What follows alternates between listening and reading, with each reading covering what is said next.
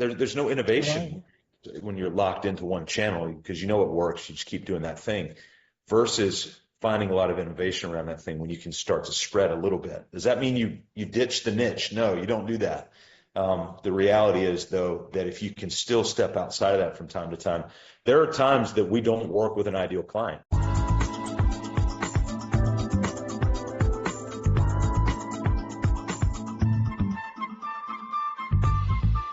Hey everyone, welcome back to another episode of the Book More Show. It's Stuart Bell here and joined today by Scott Beebe. Scott, how you doing? I'm good, Stuart. I'm excited to be here. Thanks for having me on. Real pleasure, real pleasure. It's always nice to put a face to a name, and I obviously see most of the books going through the system, and the team will reach out with questions and usually chip in on the back cover copy at a minimum. But it's really great to connect with the person behind it and learn a bit more about your story and then share what you're doing with the audience. Why don't we start with your background then? Share with everyone who you are and what brought you to the call. Yeah, absolutely. So it goes way back. I grew up all over the United States and ended up finishing high school and did university in South Carolina. So met my wife there. We've been married almost 27 years at the time of this recording. So that's a key part of my life. And we share 3 kids together, 24, 22, and 20. And so we're at kind of the empty nest staging at this stage and thoroughly enjoying it. It's been a lot of fun. Get to see our kids too a lot, which is fun.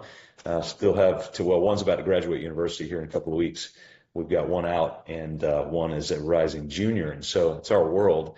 But yeah, we met way back in South Carolina. And then we like to joke, usually when I'm speaking, I'll start something out like this to say a telemarketer, a drug salesman, and a pastor walked into a bar. And then I'll usually say there's no punchline. That was just my first 3 careers that I did. It's a true story. And the telemarketer while I was actually in theology school. So it's kind of a unique situation coming out of university, graduated there, and then went to theology school for 3 years, graduated there with a master's degree, and then went and sold pharmaceuticals for a little bit, was on staff at a church for a while, started a church for a while, went back to selling drugs, legally, as we like to say, for a while. We were also heavily involved in some faith-based non-governmental work in Nigeria and did that for about 15, 16 years. While I was working with, well, when we were starting churches, we were doing that. While I was working with Pfizer, we were doing that. And they asked if I would leave my Pfizer job and come be an executive director for them full-time, small organization, a little NGO. And so I ended up doing that 13 to 15. And then at the beginning of 15, I was not a board member at the organization, but I was responsible to the board. And we had 8 of our 9 board members resigned on one day, February of 2015. And so it led to a sequence of events of me not having work anymore. And it was tough. I was 39, married, 3 kids, and no job. Yeah. Like to joke it around. Makes it real, right? Yeah, it kind of sobers you up a little bit. And we like to joke that my wife at the time, this is not a joke, she was a public school teacher in South Carolina. So our joke, though, was that we were raking in the cash, so nobody needs to worry about us with all the money we were making on that public school salary. That was a Friday, and I had called a couple of buddies that coming Monday. They sort of knew what was going on behind the scenes. And so I told a couple of my buddies, I said, hey, I'm going to start a business coaching firm. And they said, oh, wow, super exciting. We, cheer you on. So, well, I wanted you both to hire me because they both own businesses. And so we put a super basic vision, mission, values workshop together. Both of them hired me to come in and do it. Afterwards, never forget, one of them sat down and said, this is the most clarity I've ever had in my business. What do we do now? It was about 2 weeks after that. And I just made it, Stuart, I just made it up around the conference room table. And I just said, I think we need to start meeting every week. And he said, how much? And I just threw out a number. And at the time of this recording, I literally just met with him again this morning. We've been meeting together for 10 years. And he's still a client. And we've been able to very graciously grow this business over the course of 10 years, just turned 10 a month ago. And today we're a team of 10, about to be a team of 11. And we work with about 114, 113 clients around the country. And we work with business owners, and their key leaders between 3 and 100 employees to do one thing. And we do it really well, and that is liberate owners from chaos to make time for the things that matter. So that's how we got here today. It's such an interesting journey, isn't it? If you were to sit there at the beginning of that and plan it out, it probably No wouldn't look way. anything like this. But kind of those little micro decisions and tiny stepping stones leads us to where we are today. That's exactly right. Yeah, it's a fragmented blueprint, as we like to say it. Right. So the businesses you're working with now, is there any strong connection between them? Are they geographically in the same place or similar industries? What kind of brought those 114 people to knock on your door? Yeah, so the industry will kind of homogenize who we work with. Their first 2 clients we worked with were contractors, and so that has sort of led over time that the word spreads. You start to speak that verbiage, the language. We actually do internal verbiage training as a team now around the contractor world. So about 86% of our clients are contractors or support contractors. And then the other 14 are just sort of a contractor or have a lawyer that's a friend that needs help. And so they'll reach out. So we've got a smattering of those as well. The beauty of our system is it works for any business owner. But as you're well aware of the niche of marketing, it does help to kind of niche your message down a little bit. So we've certainly niched, and the majority of events we do are around contractors. And that's such a great point for people listening. You're not alone in the idea that the business can help many different people. And there's always kind of this scarcity when you try and suggest to people of being more specific and choosing a single target market, because there's always this fear that, oh, well, what about the other person that message doesn't resonate with? Well, it's not like you're turning those people away, but you've only got so much time and attention to do the outbound focused stuff. That's right. So the more specific you make the language, it's almost like you're reading their mind before they even know, because you know the language and the framework and the nuances of that particular industry almost better than they do in a certain way.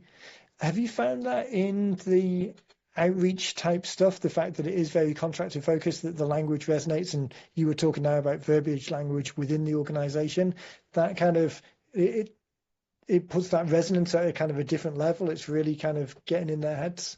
Yeah, well, there's a credibility that comes in when you come into a contractor space and say, hey, let's talk about WIP billing. And they're like, oh, I don't hear many people talking about this sort of thing. And then to be educated around it, to be able to talk about it, to understand.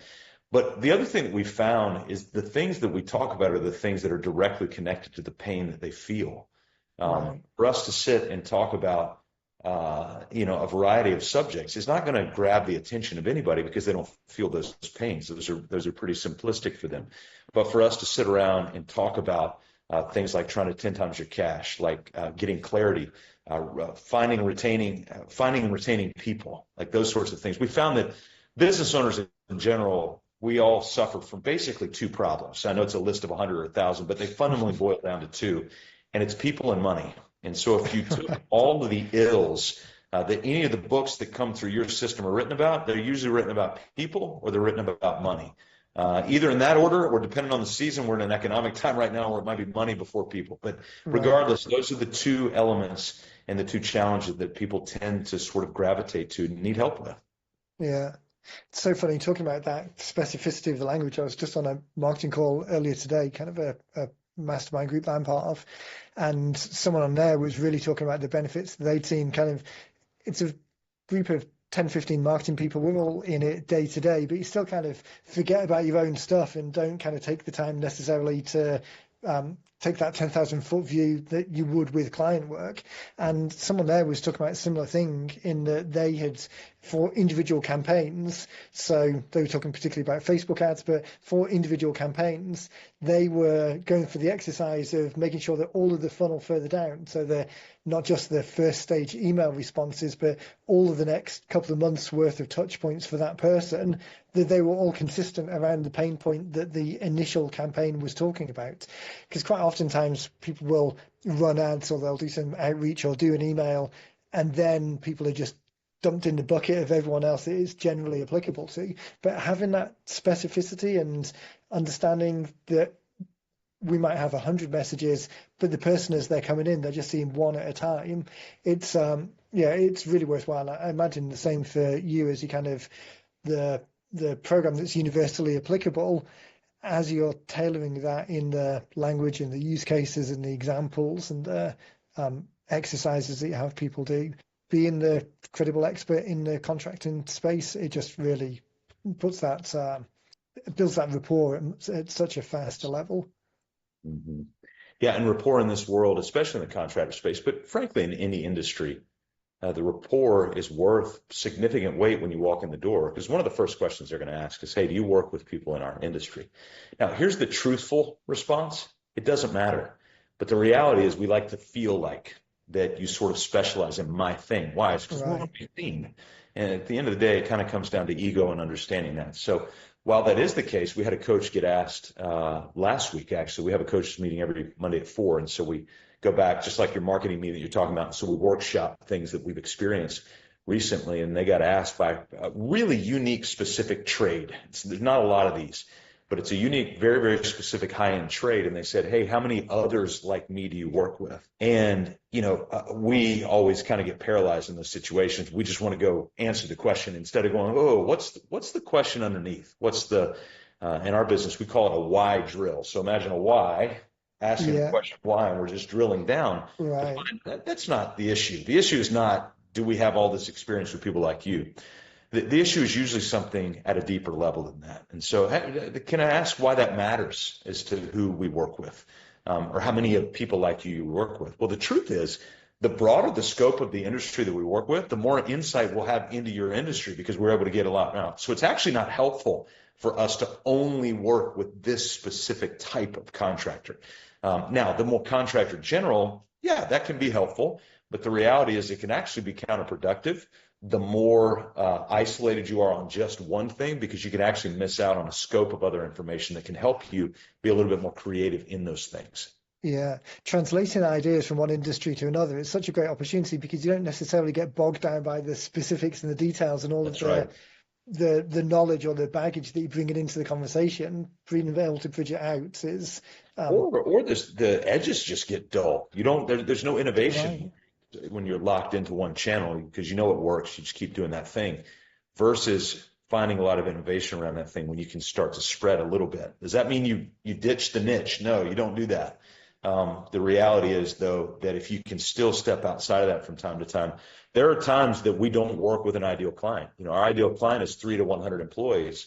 But from time to time, I'll do a work. Just yesterday, actually, D.R. Horton, a huge national home building Yeah, company. I was with a region of theirs, about 80 or 90 people yesterday. And that's outside of our scope. They have 600 employees just in that region. And they've got thousands of employees around the country. And yet I'm able to see not only some new innovative ideas, but at the end of the day, we all kind of have the same problems. And so when you yeah. deal with that, get outside of your niche for just a little bit, just enough to be able to grab some of that uniqueness, it can be a real nice perspective to see. Yeah, it's interesting about the way that we approach the book, similar to your kind of structured approach to the coaching. That framework that you're able to apply that does become more universally applicable, and then you're just dialing in the different the tactics versus the strategies. The strategies are universally applicable. The tactics will change for each individual use case. But as you're saying, having a broad breadth of experience just gives a more colourful palette to pick Mhm. from when trying to find that technique. It's interesting thinking about the difference in the use case as well, though, that kind of specificity of language and building rapport and making people feel seen and heard and almost like you know the question they're going to ask before they ask it. That's more important at the beginning point of the journey when you're talking to the broad number of people and encouraging those who are at the point of wanting to raise the hand and interested, encouraging those along, versus once you're actually working with them and then you're trying to expand their boundaries. I was talking to someone a few weeks ago and they were describing it as sell people what they want because people are very vested in what they want, but then deliver what they need Yeah, because what they need is what they need. It's yeah, right. yeah, it's that context is interesting to see the difference between those. Mm. Um, that kind of brings us to the book conversation. And so obviously you've been doing this for 10 years now. The expertise and the knowledge that you've got are pretty robust. You've got a good number of clients to work with, a lot of experience. What was the thought about bringing that together as a book? Did you have a particular use case in mind, or was it just you desperately wanted to get the information down, or did you have a particular campaign? What was the kind of seed thought to get the project going? Yeah, it's probably a little bit too abstract to be helpful in some cases, but I love books. I think it was Jefferson who said, I cannot breathe without books. And I only read 2 books cover to cover by the time I graduated college. And then when I got to theology school, obviously didn't have a choice. And so Right. put jet fuel on the necessity of reading. So as I started to do that, I realized, wait a second, there's a lot of people in this world I'd love to sit down and have lunch with, let alone spend 4 hours, 6 hours, 8 hours with them. And when you go around and realize, wait a second, when they take time to write a book, they've essentially taken the same stuff they would tell you sitting around a table, fundamentally. I mean, there might be some darker secrets that they might share if you're sitting around a table one-on-one, but for the most part, let's call it 90% of what they would share with you sitting around a table, they'll share in a book.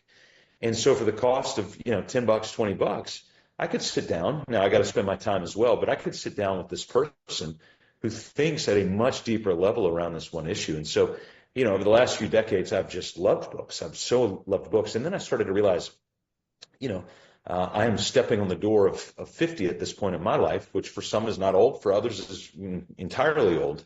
And for me, it used to be where I couldn't see my 60s. Well, now they're starting to come into view, which means the 70s are not far behind, which means, life ends at some point.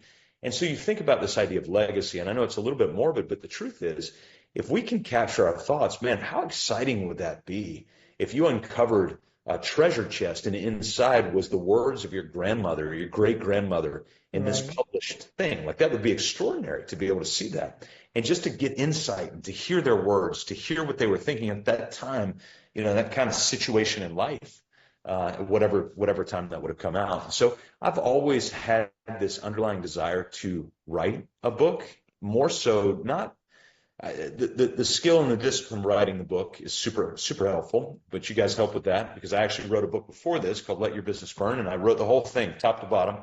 Ended up hiring an editor that was not super helpful, but it was kind of DIY the whole thing, and you learn how to do the process and all the sweat, which makes me appreciate the process that you have all the better. But in doing that, it allows you to be able to get everything that's in your head out. So I would say that the primary motivation was to just get more things in my head out. It's been about 6 years since I wrote that first book. And what I found was when I wrote the first book, there was a lot of things that have changed over the course of 6 years in coaching. Because I would coach personally anywhere between 10 and 20 hours a week. There's a lot of data input. If you Right. think one of those is one-on-one for 1 hour. So it's a lot of data input over the course of 5 or 6 years. When you do that, you refine your message over and over and over again. Then you start to realize, here's the system I thought I had 6 years ago, and now I really have it. Now, in 5 or 6 more years, I'll have, it'll be even more refined. And so this one, my first one was about 240 pages. And with contractors, no offense to their intellectual capability, but they like shorter books with bigger font. And so I thought it would be a good time to take a lot of the solidarity that we have from a systemic standpoint, get it down into something that's very bite-sizable, and put it in a package that's easily to read.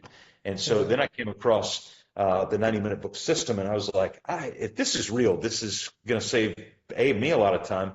But more important than that, it's going to discipline myself to put something out that is easy to digest. And I'm pretty guilty of, as I'm probably doing right now on the podcast, of just fire hydrant of information. Right. I'm the same. It comes with the passion of wanting to share, right? You kind of want to just That's right. get And all so the giving information. boundaries actually, I feel like brought me a lot of freedom through this process of being able to get it out. So yeah, the motivation was to have thoughts sort of bound in a place where maybe people today or decades from today could get access to it if it's helpful. Yeah. Such an interesting point. I would say probably 80% maybe of people, 70% maybe of people who we work with are really coming from just the lead generation perspective. It's really a tool to start conversations. And then the remaining 30% is somewhere between a complete legacy project and just a personal story through to heading back towards that lead generation piece. But I think wherever people sit on that spectrum, this idea that the book, particularly nowadays, back in Jefferson's time or even in the last until 20 years ago, maybe, if you wanted to get something out in the world and you were writing a book, the book was probably the be all end all. That there Yeah. wasn't much other opportunity for people to go deeper or find out more. Whereas now, as you say, attention spans are different now than they were 20 years ago, 10 years ago, 5 years ago. Yeah. Attention spans are different, but also the ability to have a lot more information in different mediums is out there. So the idea that whether a book is for a legacy project or a lead generation project, the fact that it's the conversation starter, and then for most of us, we've got other places where we can continue that conversation, just makes it far more effective. And that idea of beneficial constraints, as you mentioned, just means that the project is much more likely to get done in a way that is easier to do and easier to consume. Yeah. Well, it was super helpful even in the process that of going through and having these conversations in preparation for the book is I remember distinctly one point saying, "Hey, I've got all of these articles I can send to you." And Kim was so kind. She said, "Hey, I appreciate that, but it actually won't be helpful. What's more helpful is to get your stream of conscious out and do all these things." And I realized that we have been so guilty that when you own a business, when you run a business, when you're in the business, you're staring at this all day. You're thinking about it all night. And so Yeah. all of these thoughts come together and you go, "Oh, I've got all of this." And it's like a really bad business owner bringing a box of receipts to their accountant. Like, "Hey, do you want to do anything?" And I could Yeah. just see him go, "Hey, that's cool, but this would actually be more helpful." And Yeah. so beneficial constraints around that, I think it's a good verbiage to be able to use to go, yeah, that can be helpful, especially somebody who just sort of spins with ideas to go, "Hey, we're going to put you in a little bit of a boundary." And in that, I think you'll find some real clarity that comes out of that. Yeah.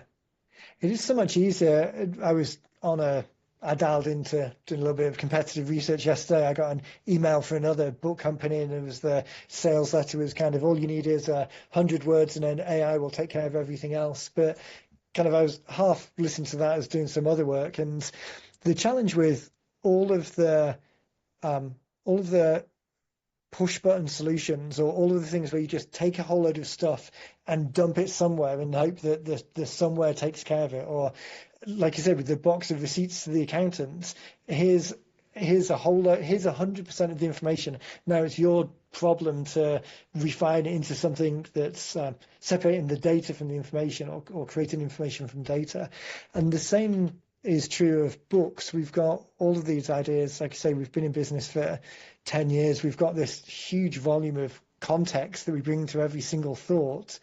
Just dumping that on someone, it's not helpful. Yeah. It's either too much or overwhelming, or gives them an excuse to get to it later, or it's just too unfocused. It makes sense to us because we can see the finished jigsaw from one individual piece.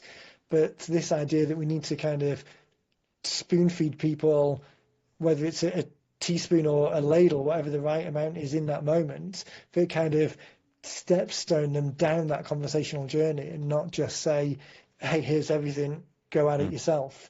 And Mm-hmm. whether that is manually doing it in a conversation, or doing it through email, or hoping that AI will just push a button and solve all of those conversational stepping stones for us, it's who knows what the future holds, but at the moment, at least, it's rarely a one-click option for anything. It always depends. Yeah. Well, and it's uninteresting. This idea of a one-click life is uninteresting to me. So if I kind of get uncovered that I'm reading somebody who I deeply respect, and all of a sudden I found out that they gave 100 words and it turned it into a 150-page manuscript based on what the cloud said for the last 2,000 years, that's not interesting to me. What's interesting to me is understand your unique framework on this. Now, I might disagree with parts of it. That's okay. But what it's done is it's stretched my mind. What doesn't stretch my mind, it actually makes me more complacent to think about this. I just got a new bike. My wife got me a bike for my birthday and our 10-year anniversary, and like our Nice. 10-year business anniversary and all this stuff. So mashed it all together, and she got me a bike. It's a mountain bike, came in a big box, and it's awesome. I'm super excited about it. Well, what would make me smarter is to actually get the instruction book out, pull the bike out, and rigorously go after it. What's going to make me dumber is to go on YouTube, which is what I'm going to end up doing. Go on YouTube and just watch the image and do what the image says. And so that's what that's why I so appreciate books that people actually take the time to take their unique thought process and get it out on paper, however short or long it is. I do not care. But when I get to see it, I get to see it in their own vernacular and in their own packaging. To me, that's Right. the uniqueness of this whole product, is how it's not just the raw materials. The raw materials truly are commodities now. You know, it was just coffee beans, rice, and whatever were the commodities. Yeah. Well, now data is commodity. Knowledge is commodity. What's not a commodity is how we process that into an end product. And that's where books can really be. And I dread the day where Amazon's filled with a bunch of AI generated nonsense with people's names on it. But I also think as human beings, we'll be able to filter through that and start to see really quickly, yeah, this is uninteresting to me.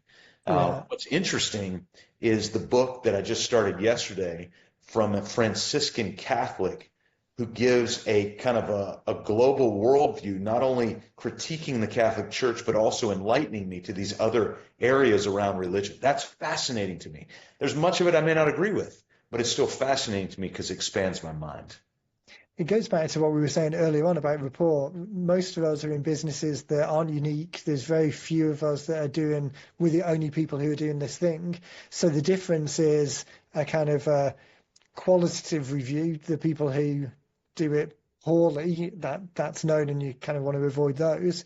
But for the majority of us who are doing a adequate, very good job, then it's whether someone resonates with you. As a business coach, there are other business coaches in South Carolina, but the fact that someone resonates with you and the way that you phrase things and the language that you use and the experience that you bring, a lot of businesses are surprisingly one-on-one. Even if we think of things in a digital world, there's still that Yeah, very personal connection for most of us. yeah, yeah. Yeah. Well, when we think about the book coming together now, the book's complete, it's out there, ready to use. Do you have an idea on ways that you're thinking about using it at the moment? I know this was more of again, not quite a legacy project, but definitely not just hey, lead gen for the sake of lead gen. Right. As you were bringing it together, you had a clear idea of what you wanted to include, but did you have an idea of how you wanted to use it as well? Yeah, we did, and we're starting down that road. So with my first book, I did an audio book. I recorded it myself, and I did the same for this one. This one actually didn't take very long. It's really nice.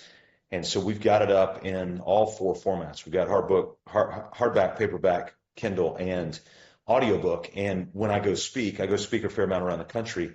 And what we were able to do is get the audiobook on a free version.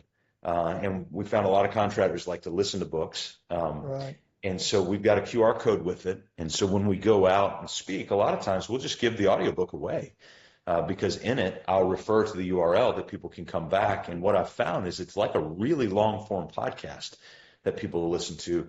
And the cool thing about the audiobook is I can riff on what I've read or riff Right. chapters or whatever. And so you can give a little bit more context around certain things that maybe wouldn't fit in the page structure of the book. And so that's been really helpful to be able to do that. And the cool thing about it is we do grab emails every time we give it away, so we can see how many of these copies we've given away, and we can retarget and go after that. We do a lot of master classes or webinars online. We can do that. The other thing that we're actually going to roll out here in about 3 weeks is a simple direct mail campaign with the book. And so we're going to take the book. We're going to go to all of our past client list, which I think are probably 150 or so. And then we're going to go to our hot leads list. These are people that we're in active conversations with, doing all that. And then there's one more vertical. I can't remember what it is. But anyway, we're going to go vertical by vertical over a period of a couple weeks each. And each of our coaches is going to handwrite a note. We're going to take the book, a handwritten note. We're going to have a one-pager that goes in there, and we're going to directly mail. The book costs a couple bucks, I think $2.50 on Amazon. And then by the time you mail it, labor and everything else, I think we'll have somewhere between $12 and $15, maybe $10 to $15 in each one going out. And there's something just about receiving, it's just going to be hard to throw once you get it. Like, you feel bad. I don't like throwing people's stuff when they've given me something physical.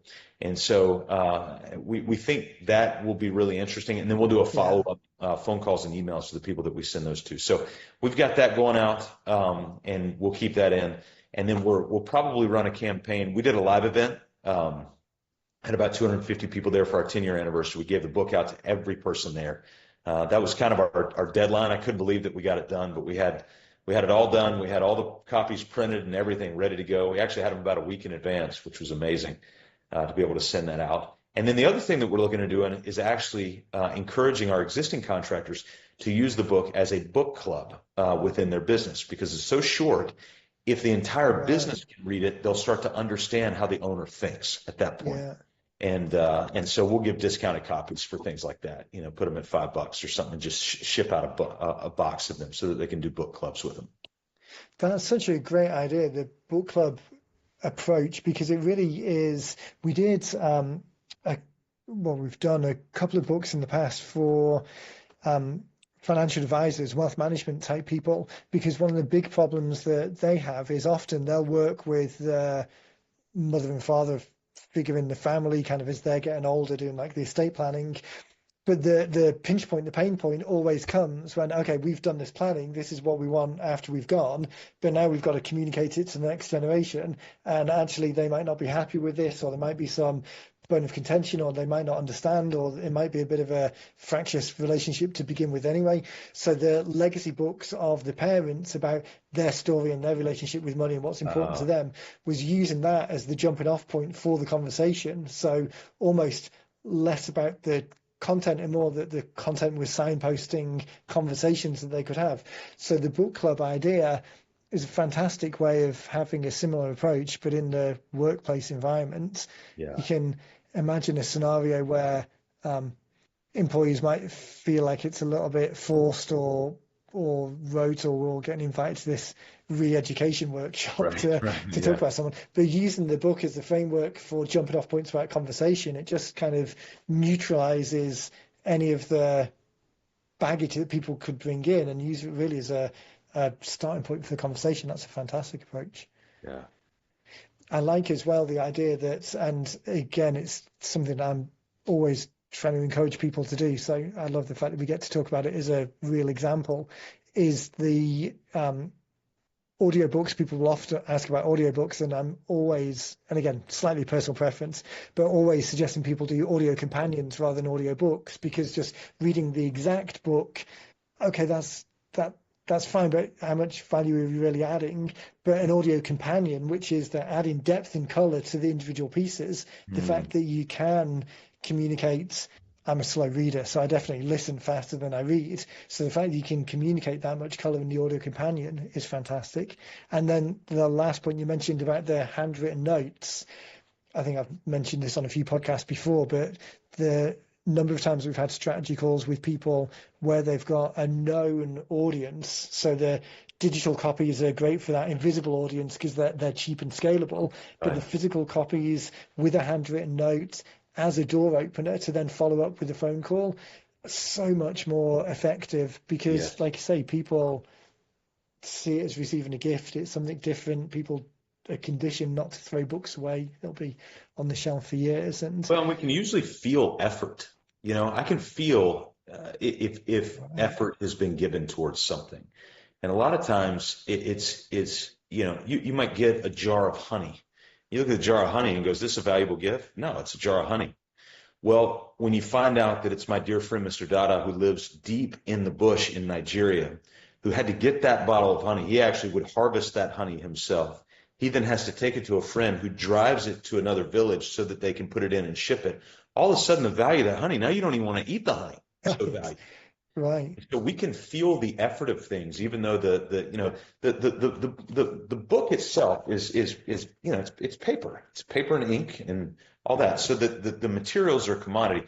It's the effort that people feel around that we can start to put value towards. And I think that's where the value comes in, is to understand the effort that went into that thing. Yeah. I think that's super interesting. I've never really thought about that as an idea before, but the idea that energy never, my lack of physics is going to come out in this butchered quote, but the idea that energy never evaporates, it just changes state. So like telegraphing that effort and energy going into the pages and then coming out the other side, it transfers from effort into intent or connection. Again, I didn't go to theology school, so that's where my well, example... this is why the AI generated book I will throw away. There's no effort there. to be Yeah. able to get that. And so, and understand, it's funny when you say, hey, I wrote a book. Oh my gosh, you wrote a book? Well, if you just look at the book, it's just paper. It's paper and words. We all write paper and words. But what they're acknowledging is that you took the effort to care enough about getting your ideas out. You put structure to them. You put effort to this so that you can get on the page. So they're not wowed by the thing. They're wowed by the effort that went into the thing. Right. Yeah. Yeah. Yeah, like you said, that effort and thoughtfulness and the idea that you had something that you really were passionate about sharing That's enough right. to go to the extent of getting it down on the dead trees and dead cows. Circling back quickly to that idea of beneficial constraints. So obviously the framework that you've got is refined more now in the second book than the first book. The examples that you've got and the things that you want to talk about and include, again, you've got a good set and understanding of what that is because you've been doing it for years. Was there any pushback or things that you felt you had to leave out, or what was that line between, okay, this book is going to be so many pages, I want to make sure that it's kind of hitting the mark, there might be some stuff that doesn't get included? I'm always interested to ask people how they make that decision, because I've got a pretty robust way of thinking about it, and as we're doing strategy calls, we'll share that idea with people. But I'm always interested to ask people, where was the line, and was it difficult to decide what to include and what not to include? It was not difficult in so much that that I had a guide. If I didn't have a guide, it would have been impossible. But having somebody there to pull these things out of me, to put things in word pictures, help put in word pictures, and I would come with plenty of pictures. So even as I reviewed the book multiple times, I'd be like, oh, I forgot that was in there. There were even some Right. things that I forgot were in there that we were able to get in, which I was happy about. The only thing that would not make it are things that I think we would have known wouldn't have made it. I am a technical guy. I love the details behind how things work.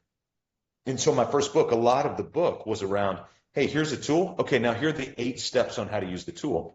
Well, I learned over time, a couple statistics and maybe I learned this from you guys. I can't remember where, but I did hear that 48% of adults will not read a book in the next 12 months. And then one I heard was that 55, I think maybe I did pick this up from you all, but 55% of the books that are purchased never get opened, which just blows my mind. And so as I was going through this process, I thought, the likelihood of somebody reading every step that I post is so illegitimate. I just don't think that's living in a fair reality at that point. And so I started to remind myself as I was going through and felt the constraint as I was going through reviews, going, but don't we need to? And then I would stop and just go, nope, I think that's good enough. That's good enough. Yeah.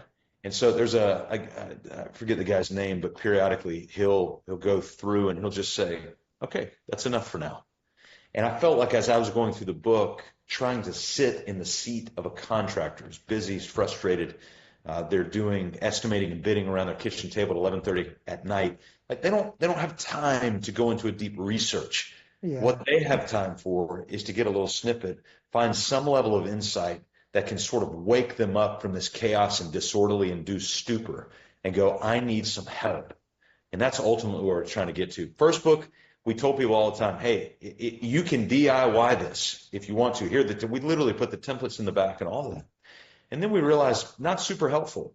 There are people who will DIY, but statistically most won't. And so it's not helpful when you over deliver necessarily an information, but when you can put things in to where people go, I don't know what that is, but I need that story that you just said. And so, yeah, were there things that we couldn't put in? Yes, but they weren't things that were missed. They were things that, quite frankly, helped me feel a little bit more refreshed. Going, all right, I did it. I didn't do the fire hydrant this time. I gave something, and then one of the best pictures I got when there were all the contractors left our live event. I got a picture in the airplane from one of our owners, and he had caught his 2 guys. One was the director of construction, and the other was the superintendent. He caught his 2 guys reading their books on the plane, and they got both guys who do not read a lot. Got the entire book read on their flight. They had 2 connections, but they got the entire book read on the flight back. And I thought, that's That's it. That's it. We did it. Yeah. When you think about the job of work, so often people say book and they default in their, whatever the index card in their head, which has book written on the top of it, it's the Amazon storefront or Barnes and Noble. It's the bookshelf of traditional books. And it's Yes. such a disservice when we think, okay, that's what we've got to produce, because the job of those books is to entertain or to distract people. They've got to justify a $20 price by being 300 Yeah. pages long. Yeah. Those two guys that read 100 pages on a flight back home after after a conference when they're in the peak state to start thinking outside the box before they get home. You can imagine if the book was 300 pages long and they willingly, with all intent and goodwill, meant to read it over the next however many weeks, and then as soon as the plane touches down, as soon as they get back home, as soon as the kids start asking for something and the wife's got a job for them to do and they need to stick the laundry in and they need to do those estimates that they've put on hold for a couple of days, the likelihood that they're going to benefit Yeah. is out of the window. Yeah. Yeah. What they've got the opportunity to now do is start the thought conversation with what you were able to provide in the pages and then continue it out of the pages. This isn't a one and done conversation. This is just the first step, the starting point to this kind of active conversation that would continue for whatever period of time afterwards. Yeah. Yeah. And I think the first book I wrote in the way that I would understand it, I spoke to you the way I wanted to be spoken to. I Yeah. think this time around, I was able to speak to you, the reader, the way the reader wanted to be spoken to.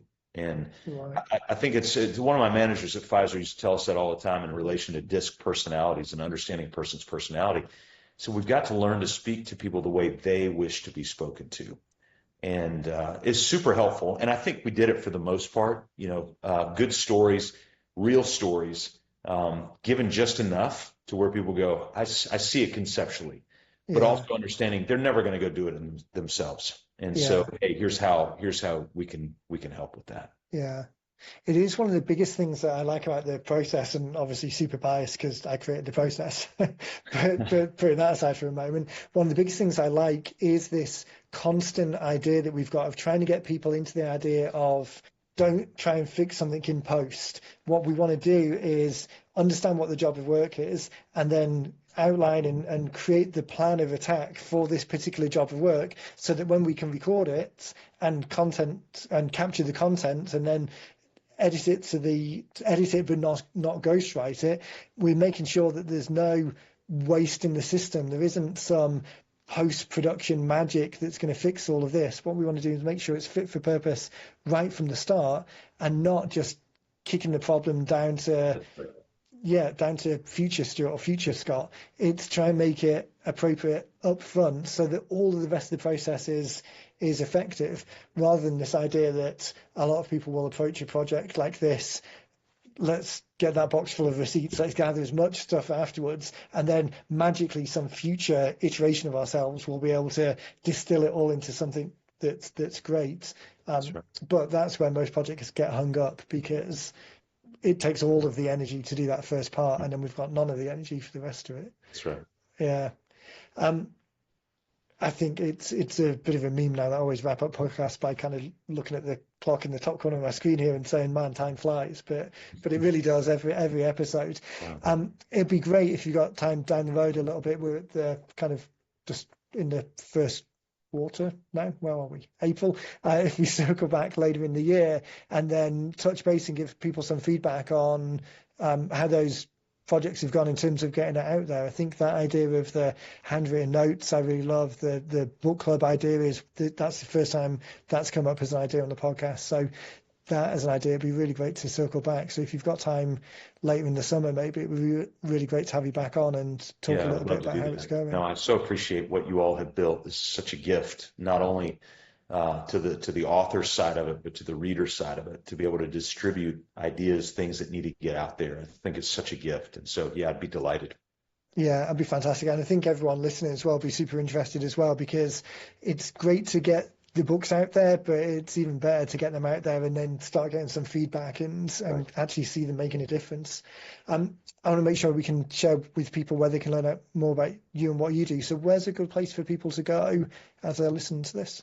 Yeah, so our website's a great hub. If you go to businessonpurpose.com, it's businessonpurpose.com. The name of the book is The Chaos Free Contractor. And yeah, and probably a great place to go is just businessonpurpose.com/ask. It's what's in the book.